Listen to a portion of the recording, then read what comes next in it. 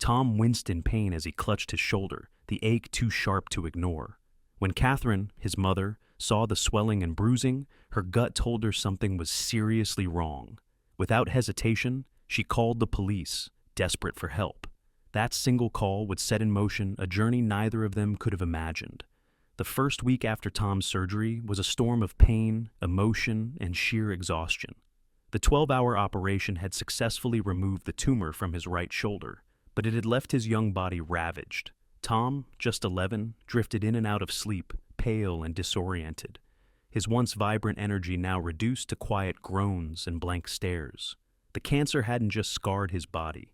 It had tried to steal his spirit too. Catherine rarely left his side. She slept in the hospital chair, her hand resting on his, anchoring him to the world.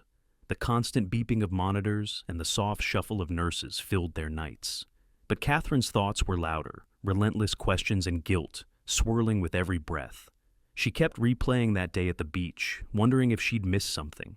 Did the ocean trigger this? Was it a jellyfish sting, some hidden toxin? The doctors insisted it wasn't environmental, but her mother's heart couldn't stop second-guessing. Tom's pain was unforgiving. The deep scar on his shoulder throbbed, and the healing process was brutal. He tried to be brave, but one night, past midnight, he broke. "Mom," he whispered, tears sliding down his cheeks. "I can't do this. It hurts so much. I just want it to stop." Catherine swallowed her own tears, wrapped him gently in her arms, and whispered, "I know, sweetheart. I know it hurts, but you're so strong. We've already come so far, and we'll keep going.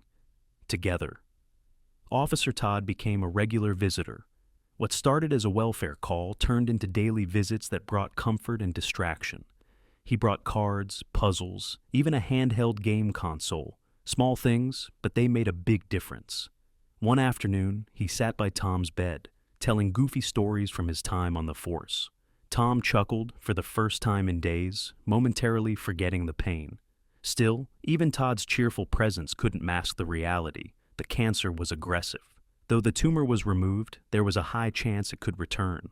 Chemotherapy and radiation were next. The treatments would be brutal. Catherine listened, stoic in front of the doctors.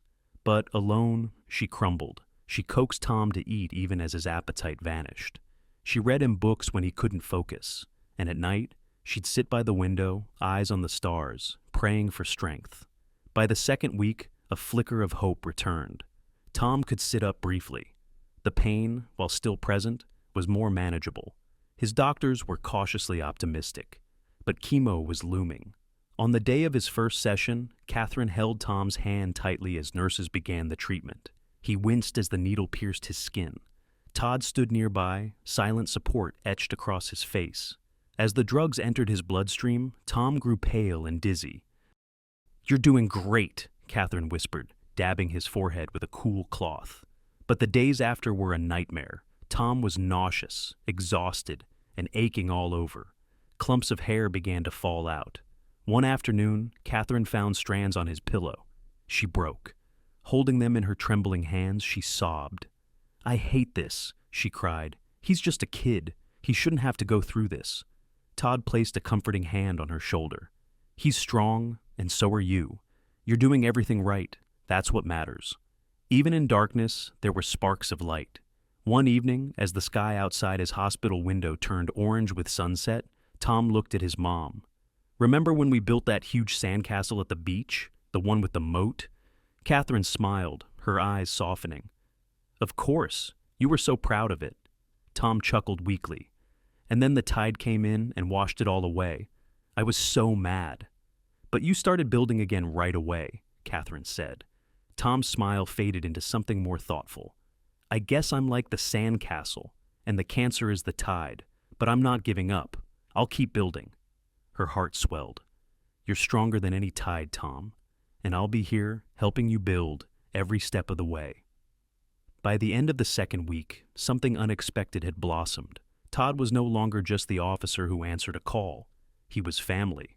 He brought dinner for Catherine, stayed for movie nights, played cards with Tom, and became a steady presence in their turbulent lives. One evening, as Todd prepared to leave, Catherine stopped him. "Todd," she said, her voice trembling, I don't know how to thank you.